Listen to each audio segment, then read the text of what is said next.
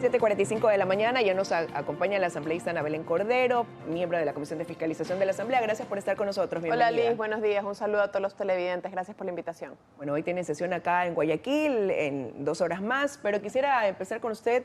Corre el tiempo para que el presidente de la República se pronuncie sobre este proyecto aprobado, este proyecto de minoría aprobado sobre la ley de comunicación.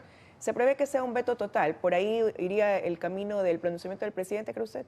El presidente de la República aún no define si sería un veto total o un veto parcial, pero yo creo que es importante que la ciudadanía conozca. Este tema es dos conceptos: el derecho a la información que tiene toda la ciudadanía y un derecho a la verdad, que ellos lo llaman. Esa verdad que les incomoda, que les molesta, el derecho a saber qué pasó con la refinería del Pacífico, qué pasó con Coca-Cola Sinclair, qué pasó con Yachay. Eso les molesta, eso les incomoda y quieren volver a una ley mordaza. Pero si ellos hablan incluso dentro de ese informe de minoría que fue aprobado de transparentar la información, de ir en contra de esa información falsa, ¿no se contrapone con lo que usted acaba de señalar? Totalmente lo contrario, Liz, porque lo que ellos están buscando en estos momentos es la censura previa, y no solamente la censura previa desde un organismo regulatorio, sino también desde los propios accionistas de los medios de comunicación, penalización de la opinión pública, la opinión política, que es lo que se vivió durante los 10 años del correísmo, y los estándares internacionales de libertad de expresión han satanizado, ¿no? Pero ¿por qué en este momento llegar a establecer eso? Porque ese fue un proyecto que envió el Ejecutivo a los 2 días de haberse posesionado el presidente Lasso, y recién ahora, 1 año y más después, ponerlo sobre la mesa y tomar esta decisión de regresar a lo que ya había dentro de una ley de comunicación. Mire, porque ellos de entrada no iban a desnudarse de cuerpo entero, ¿no? Yo creo que lo hicieron en el último momento, cuando ya llegó a la Asamblea y cuando necesitaba votación, y uno diría, bueno, ¿y para qué quieren este proyecto si ellos no son gobierno? ¿Por qué no les interesa? Pues que ahora estén destapando las cosas, los casos de corrupción que ellos han tenido durante los últimos 10 años. Entonces, una ley mordaza les permite a ellos acallar la opinión, acallar el periodismo de investigación y volver a los estándares de libertad de expresión Nicaragua, Cuba, Venezuela, ¿no?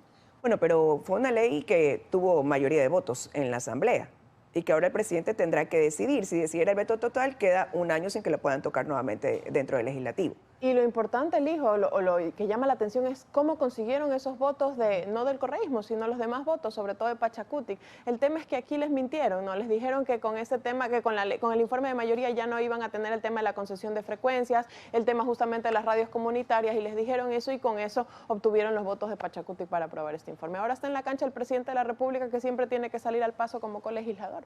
Pero ya siendo específicos en algunos puntos que tiene esta ley, ¿qué gana esa mayoría al al querer que se ponga vigente este proyecto que va en contra de lo que el presidente Lasso proponía en cuanto a la autorregulación de medios y periodistas, y también en cuanto a la función que tenga el Consejo de Regulación de la Comunicación, por ejemplo? Yo creo que aquí va a ser un tema de fuerzas políticas, llamemos así, entre el legislativo y bueno, lo que va a hacer el ejecutivo. ¿Por qué? Porque finalmente, cuando vuelva el texto desde el ejecutivo, si es que es un veto parcial, a la Asamblea tendrán que tener 92 votos para insistir en los textos originales, 92 votos que no necesariamente los tienen. Entonces, en ese sentido, yo creo que habrá que insistir en que los estándares internacionales de libertad de expresión, la Relatoría de Libertad de Expresión en general, lo que establecían era el informe de mayoría que es planteado por la asambleísta Marjorie Chávez. Pero eso fue ignorado, y usted dice no necesariamente tendrán los 92 votos. ¿Crees que no los va a tener después de que tuvieron 90 para ocupar la primera vicepresidencia y 93 para ocupar la segunda vicepresidencia, y eso habla de una nueva mayoría constituida en la Asamblea? Yo coincido en eso, lo que planteó el asambleísta Esteban Torres aquí en estos estudios ayer. Esa mayoría no está tallada en piedra. Una cosa es elegir autoridades en la Asamblea Nacional y una muy distinta es ya temas de marcar agenda legislativa. No necesariamente esa mayoría, que en su momento estuvo constituida por el Partido Social Cristiano para la elección de autoridades, marca la agenda legislativa, sobre todo en temas de estándares internacionales de libertad de expresión.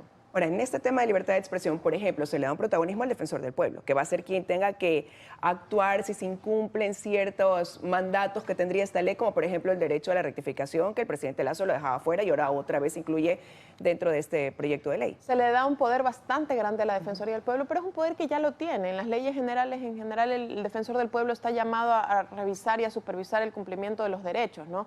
Yo creo que el darle este excesivo protagonismo a un defensor del pueblo, que los tienen, en general, en la garantía de derechos, pero en los temas de comunicación existe la propia autorregulación. Aquí lo interesante es que se contraponen dos derechos, ¿no? El derecho a la libertad de tener información de todos los ciudadanos y en general de la sociedad civil, versus este derecho a la verdad que ellos le llaman. Pero usted mencionaba algo y tiene que ver con la censura previa. Usted decía, ese es uno de los puntos que a usted noto le preocupan más.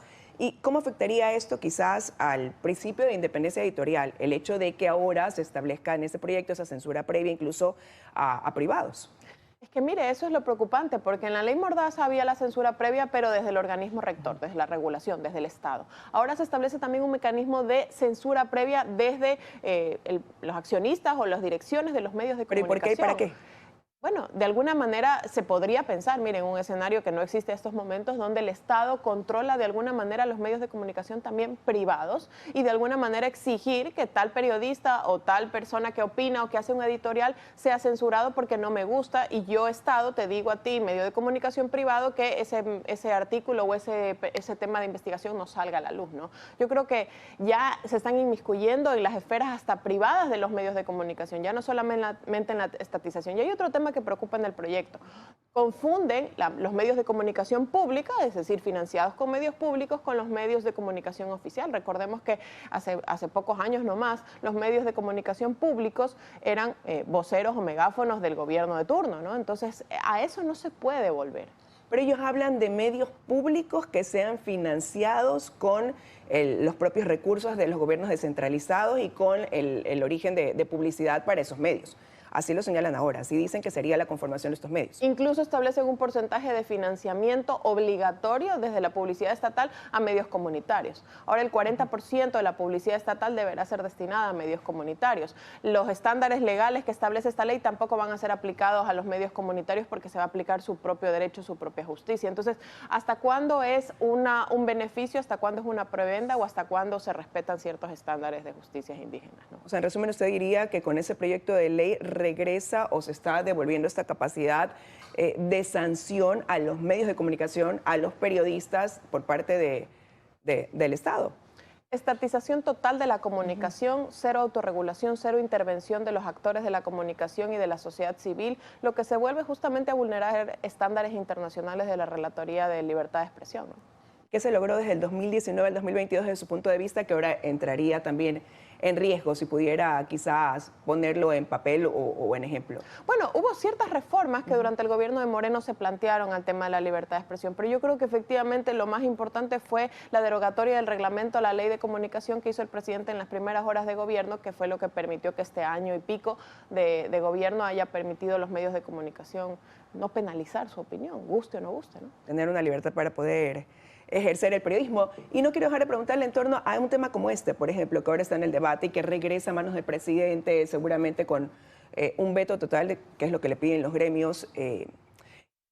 Surge una propuesta por parte del presidente de la Asamblea, ha enviado una carta al presidente para decirle: creemos una mesa donde se traten previamente estas posiciones por parte de algunos representantes, se conozca cuál es la postura de la Asamblea y así el Ejecutivo pueda hacer los cambios previo a que sean rechazados sus proyectos en la Asamblea. ¿Pudiera ser eso un medio y considerar nuevamente al presidente de la Asamblea como un mediador en esta falta de acuerdos entre legislativo y ejecutivo? Mire, yo no sé si la figura de mediador es la adecuada. Yo creo que las bancadas en general... ¿La figura o la persona? La figura en general, porque mediador habla cuando hay un conflicto. Yo no necesariamente veo que hay un conflicto, quizás hay una forma distinta de hacer política, llamemos así. Pero a lo que yo voy es, las 5 bancadas constituidas legalmente en la Asamblea Nacional conversan entre ellas siempre.